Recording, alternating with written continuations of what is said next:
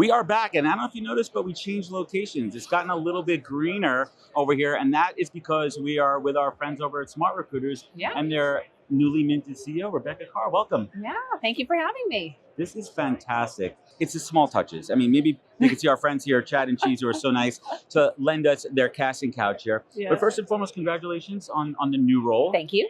But you're no stranger to SmartRecruiters. No. You've had two stints. There's something in the middle over there. There was. I started at SmartRecruiters in 2014, and this is pre-SmartRecruiters, like the product you knew today, launching. I ran product, built that product up, launched it, ran growth, had some go-to-market roles in there, and in 2021 I went to Checker, where I was the chief of staff, and I also was a GM of their fintech product. So they have almost like a startup within a startup, similar to ServiceNow. ServiceNow has Now X, and so they had Checker X, and I started or founded Checker Pay, which is the earned wage access product within Checker before I came back. Interesting. I want to double back to something that's interesting, because I've had this conversation with folks around the role of a chief of staff. Oh, yeah. I love this conversation. And this is fascinating because we have a good friend who does it as well for Live Nation. Shout out, Kim. Katie Kimball, she's awesome. What is the true role of a real chief of staff? I know the answer. Yeah. So I'd say it is the executive amplifier. That would be the best way to describe it. So I have a chief of staff now, and 50% of her job is to amplify me, to make space so that I don't have to have redundant conversation. So they need to be deeply attuned to the strategy of the business. They need to be an operator at heart. They need to have incredible relationships with my bench. And they need to move all the pieces around up to building the perfect picture so that when I do have a meeting, because I have so many meetings and it's overwhelming at times, I feel like there's good, productive conversation. There's room for a decision in that moment so that things don't have to continue to burn out over time. So it enables you to scale. Yeah, that's a good way to say it. Scale conversations, scale meetings. But I'd say the other 50% of it is biz ops. So lots of big strategic projects that are very cross-functional that need an owner. And theoretically, the CEO should be the owner, but there's too many to invest the right amount of time in each of them to make them successful. So she is the owner of that. So you've been in a chief product role, you've been a chief of staff role, and now CEO, and there's obviously nuances to each one. Sure. It's certainly an area of expertise, but coming up into that CEO role, it's a culmination. It's a culmination of experience there. How long have you been with the new title? So I became the interim recently. In March, and took the permanent seat in August. In the last 6 months, what has been your greatest internal challenge that you've been trying to solve? Oh, that's a good question. I mean, I think we're at a crux here at SmartRecruiters in a moment of reinvention. We, I think, had some stagnation in our product roadmap, transparently. I think a lot of people on the floor here have over the last couple of years. And the appointment of a product CEO gives us an opportunity to breathe life back into the strategy and the goal and the problem we really want to solve. That's what I saw as an outsider. Yeah. And the problem that we want to solve is we need to make hiring faster and smarter, and it's hard to do that for everyone. So I think bringing focus to our product strategy and figuring out how to aggressively attack a problem space for a group of customers and a customer profile that is really fitting of the existing ecosystem around us, to do that as fast as possible because the urgency is high around solving that problem, takes a little bit of founder energy. You gotta throw, we took our roadmap and we said, you know what, let's start over for a second and rethink what this is going to be. So a company that's been around for a long time, and you mentioned being stagnant, how did you have to change maybe the mindset or perspective of the team to say, all right, let's forget this product exists. We're starting from scratch here. Give us a little sneak peek into that noodling session. Oh, yeah. Sessions. Well, some of it is just transparency as a CEO. Where are we as a business, and what does great look like? And what's our path to greatness? I mean, we're obviously an important resource and vendor to our customers, but we're also a business trying to create value and become successful and grow and be healthy. And I think giving people context on what our goal is, where we need to go, and giving them the opportunity to talk about how we're going to get there, all things on the table, was something we had not done. So we brought our teams together. We had a lot of in-person brainstorming, dialogue, talked about the industry. The good news is a lot of the people that work at SmartRecruiters have been here a long time. Mm-hmm. The executive team has flipped over several times, but I'd say our average tenure in engineering is over 5 years at this point. I mean, it's pretty impressive what you can So they've been around the product, they've been around the industry, and yourself, correct me, keep me straight here. I think you started 2014 at SmartRecruiters. Yeah. So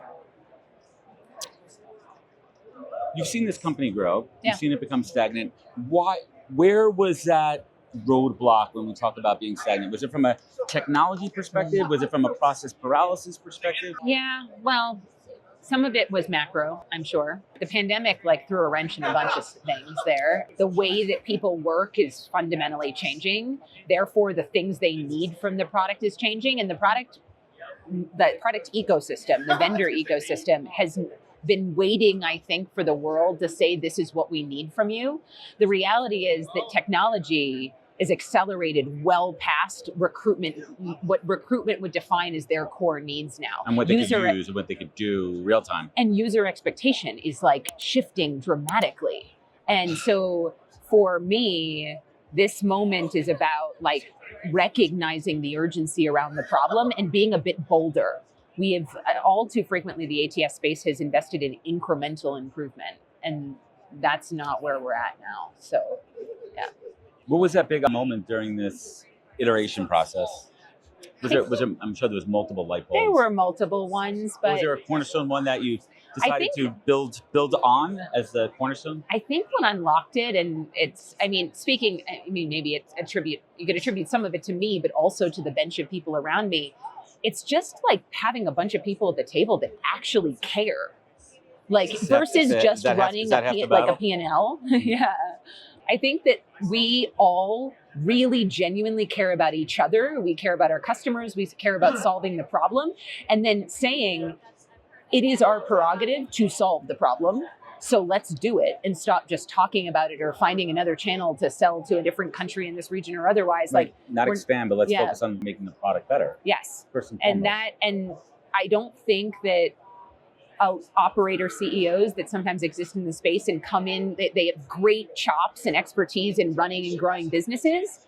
But this industry is interesting. Yes. In that you really do need to have a level of customer empathy and understanding. It's human business. It is. It's human resources. We're not selling stuff to aliens here. No, and that is, I think, our team getting a bench of people at the table that actually understood that changed the energy and the mindset of the ideas that came to the table. They knew they could stretch themselves. Yeah. Rebecca, there's a point in my note here that I bolded. Talk about third generation talent. Yeah. So let's give a little history lesson. Sure. So first generation, is that fax machines and mailing resumes? You could argue Taleo, but yes. How do we define the generations? I think it's about problems we're solving. So first generation, we're solving to organize ourselves, just managing paper, bringing it online. Second generation, war for talent. We need to have candidate engagement. We need to be collaborative. Hiring managers are more engaged in the process. We're mobile now. Tech. Lower cost, productized solutions, best of breed. Third generation, does the ATS exist?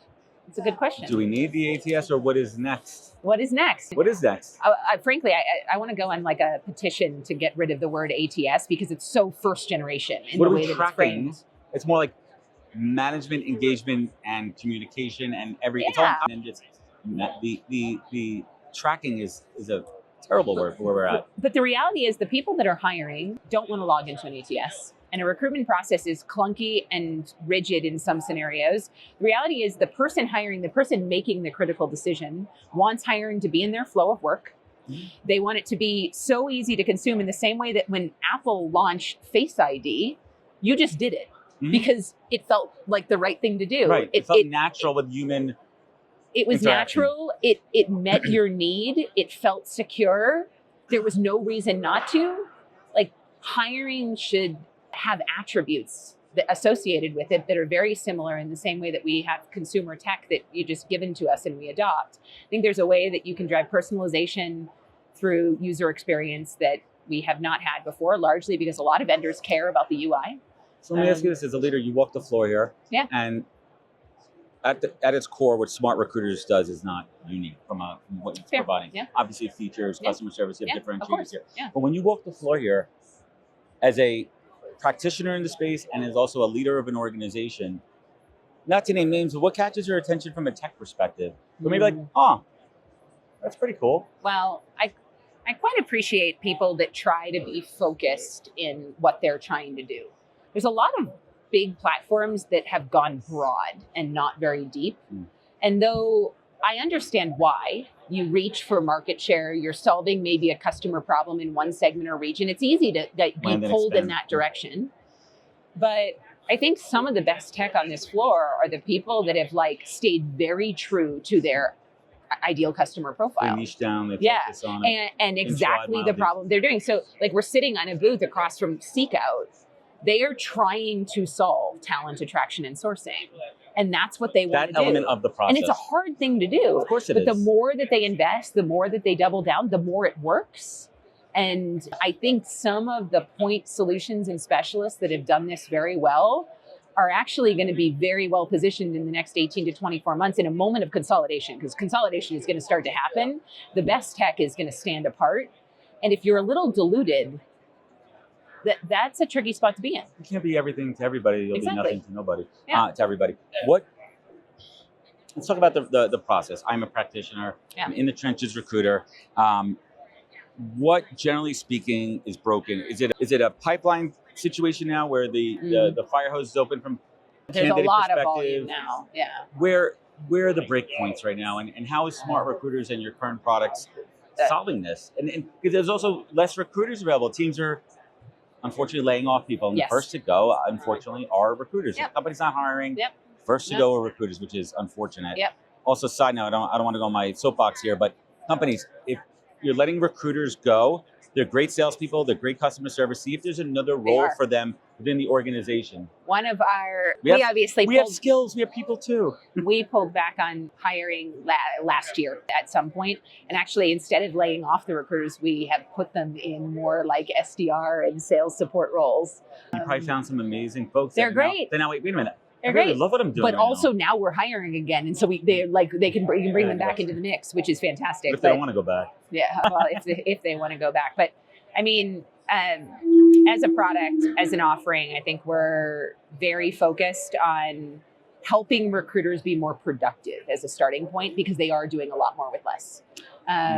There's far few of them. They're seeing incredible inbound of talent, and the tools aren't providing them the screening and scheduling support that they need. So they're being buried in administrative work. They're also having to do things like complete ridiculous job posting forms. Like it's fascinating to me because we obviously see all of these job templates and job forms that like 50, 60, 70 fields on every single one of these things. You're like, does it really need that? Yeah, but also they're doing it because they're trying to learn something from watching these jobs exist and be open, closed, hired for over time. The reality is a lot of people, analytics platforms can already infer that information without you needing to collect it in a form field or a screening question or otherwise. So productivity is a huge theme for recruiters. And if we can unlock productivity, then they can make more space to do exactly what they need to do, which is be strategic about who we're hiring, why are we hiring, how do we think about talent mapping and succession, how do we make more space to actually connect with people. You're preaching to the choir. You're preaching to the choir here, because when we talk about tech, we're going to talk about, what's the buzzword? Oh yeah, AI. If we haven't talked about that in every interview. Yeah. And I say use the tech as a tool and not a crutch. So as a recruiter myself, how am I utilizing tech so I have more time for the human side? Yeah. And I always say recruiting is art and science, right? Yeah. So if I could use the science, I have more time for the art, more time for the human conversation. And it's fascinating. But what I fear is we've gotten to this point of the AI resume tools that are out there that are taking job descriptions and now taking people's resumes and mashing them up. And now you have the other side with a lot of platforms utilizing AI from a screening perspective. Yeah. And now it's just AI to AI versus AI. Yeah. And then you have the bots coming in to talk to this bot. I feel that we're going to go back to more human to make the decision. We will. We have to. We have to. I mean, first of all, the risk associated. So I see 3 outcomes as it relates to AI. Discovery, which is essentially this matching that you're describing, CVs, jobs, like coming together. There's a lot of risk in that actually, because even though it prevents bias theoretically, like that's how people sell it. The reality is, if you need to consent to being scored and then suddenly you don't consent, so you're not rated, you fall to the bottom of the pile, there is actually a bias because you're not leaning into using something that you didn't want to. So it actually doesn't work that way. I don't think we have figured out how to make recommendation truly effective yet. I don't think there's some people that I think have done it well, but they've done it well because they have deep access to data and they go very, very custom on their integrations. Now, you're also only as good as your data from an AI perspective. And that's why. Now, efficiency, productivity, that's easy. That's not decision support. That is your super suit as a recruiter. Someone automating the scheduling of interviews, filling out an offer form, sending out candidates, nurturing candidates based in your CRM based on like public content available on your company. Like all this stuff is very easy for Gen AI to tackle and is very low risk. And then there's one that I think is interesting, which is like insight. How do you learn something from what you're doing? That I think is probably the most powerful. Do you have an example of what you guys use? Yeah, so like we have a lot lot of decentralized hiring. I said use guys. I said use. I actually just caught myself saying use guys. Use guys. I can tell I'm a New Yorker here. From Boston, I get it. I haven't broken in my Boston accent yet. But like we have a decentralized hiring is a big workflow within our ecosystem. And there in those worlds, there's all these stores that are out there. And then you have recruiters that actually sit there and they spend their days just figuring out who's going too slow. What a waste of time. Like don't we have a machine for that? Yeah, like a machine could be like, by the way, store 543 isn't actually logging in and doing anything. You need to go follow up with them first, forget all the others. Like prioritizing, like helping people prioritize the work that they do. That is fascinating. That is interesting. That is powerful and time-saving. But that's insight to me. So efficiency and insight, I think, are easier, lower risk. Discovery is one of those ones where, to your point, the crux is the data. And a lot of companies don't have it, or it's not accessible, or it's dirty. Or it's across multiple systems, different taxonomies. Like there's a whole thing there. Now, do I think it will be solved? Of course it will. But there's easier starting points to drive impact. Yeah. And also, not every company and every tool needs to use some kind of machine learning. First of all, machine's been around since the 50s, but like that's a whole other conversation here. But there's simple things companies can do, and I think it starts from a leadership perspective. Most poor processes are because it doesn't come down from the top. Yeah. Hiring is not a priority. They're not saying to their team, our people are critical to the organization so much that you are going to prioritize interviews and you are going to make the time for these interviews. Yeah. I'm going to be conscious because guess what's happening? Yeah. Somebody just left. Now, Adam is doing twice the work. And Adam's not going to be happy if it's taking a really long time. Yeah. So now we lose Adam. Now we're down 3 people. Yeah. When is that finally going to resonate with leadership? Yeah, well, that's why I say to folks, lean into productivity, because as a CEO and as my CFO, we need to solve for the problem that we want to grow, we want to innovate, we want to be aggressive. I don't really want to add a lot of people. So the challenge falls back to the user, and there's a good wedge that can be created there. Like what level of productivity can great TA tech bring to your business? There's an easy business case there that actually just requires picking your head up and talking to some vendors about it. We have the data to do that. Talk to your customers. Yeah, exactly. Yeah. So we're going to come to the back half of the interview here, but I can't leave without asking for some alpha here. What's on the horizon in SmartRecruiters? What are you guys working on in the Secret Workshop? Yeah, we've got, I think that 3.0, which you referenced earlier in the conversation, is coming soon. I think in the next month or so, you're going to see some news from us. I mentioned, does the ATS go away? It's a rather bold statement, but at the end of the day, I think the recruiting processes exist today and the interfaces that exist around it will reduce dramatically. And the way that people engage with recruiting as a hirer will be much more conversational. I think there will be a lot of automation built into that workflow so that there is space for connection. I think you're going to see a lot of ecosystem and specialists integrate into our world so that we can drive impact through that singular conversational interface. But we talk about agent-powered hiring end-to-end. I think there's a real story there. Agent-powered hiring end-to-end. You heard it here first, folks. What is keeping you up at night as a CEO, the captain of the ship? Yeah. I think there's maybe two things. One is people are still risk averse here. We HR, generally speaking, TA, not necessarily TA, but HR can sometimes be the last mover on some of these things. And right now we need to be a bit of the first mover.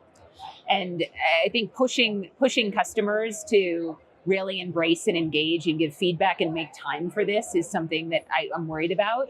We see it in pockets, but not universally enough. And I'm worried that some of those companies are going to fall behind. I'd also just say macro is an interesting consolidation is a topic in this space. And there's a lot of pressure that many people are getting to move to suite, to maybe divest in best of breed recruiting platforms.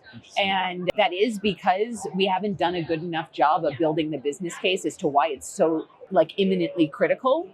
And so I think a lot about content strategy, about education, about how we tell that story through data and impact. Not because I don't think the suites aren't continuing to evolve and might have good tech, but I am solely focused on one problem, and that is recruiting. I'm not thinking necessarily about learning or performance or all these other areas or compensation the way that HCM will. And I think that focus is going to bring faster impact to businesses. And I hope that they lean into that with me versus sort of getting pulled into we need to cut costs. So just use the free module. I absolutely love you sharing that perspective. That's so informative for everyone out there. And I'd be remiss if I didn't.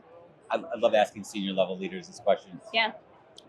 When someone gets to you in the interview process, they have the skill, they have the experience, they've been vetted to some extent.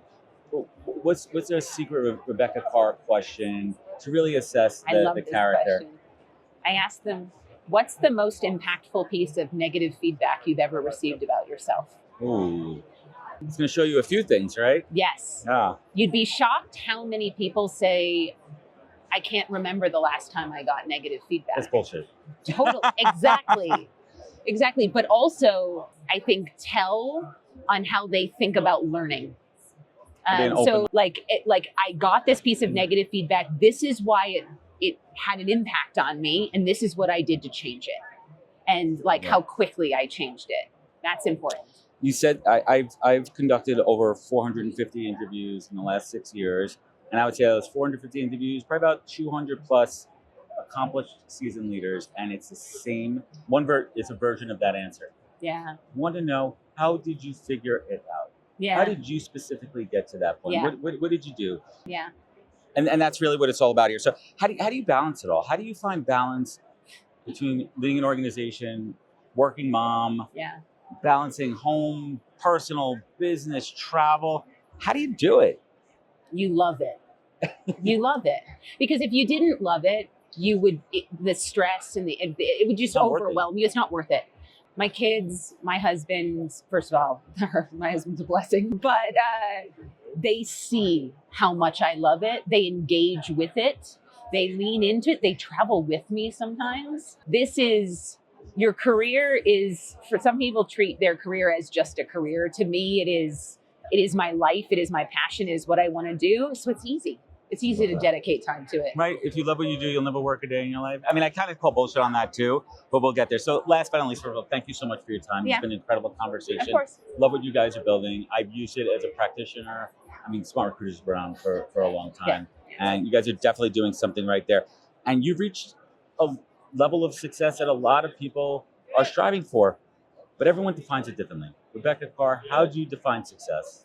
Oh, I set my own milestones for what winning looks like, and I'd say I celebrate every win that comes along, and I let them build upon each other. So I don't know if I'll ever find like the fulfillment, like that castle of fulfillment. We've got a tarot card reader over here, and she was talking to me about my castle of fulfillment, and I was like, oh my goodness, I don't know if I'll ever get there. But it's about celebrating each and every win.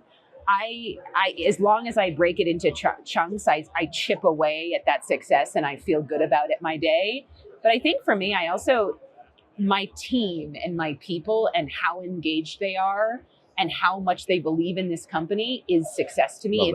If they don't feel that, I have failed. Even if we don't, I mean, obviously closing revenue and growing a business is important. This business but goals. Even if we didn't do that more or less than any one of our competitors, I actually thrive and get a lot of energy and feel success from knowing that a lot of people around me love what they do and love working for me. That's good. Becca Carr, thank you so much for joining us. Where could folks, SmartRecruiters, definitely check out SmartRecruiters. Where could they connect with you? Where could they learn more? SmartRecruiters.com. Connect with me on LinkedIn. Reach out. Yeah. Awesome. Thank you so much. Thank you very much.